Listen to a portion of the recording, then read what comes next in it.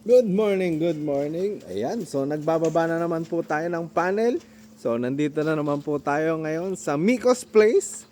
At magkakabit na naman po tayo or mag-i-install ng ating submersible pump na 3 horsepower dito po sa water source po na ito. So sa ngayon ay kararating lang po natin. Medyo tinanghali pero matatapos at matatapos din po naman. So lalagyan po natin ng water source ay D4 na tubo na 3 horsepower na D2 po ang output.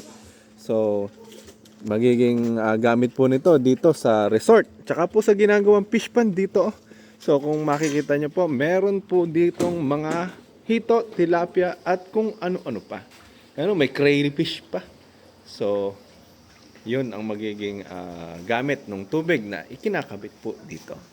So maya-maya lang ay makikita na natin yung katapusan o yung ano ba tawag, pag-on ng ating solar pump. Di na alam kung anong sasabihin. Wala sa issue yung nagbibideo.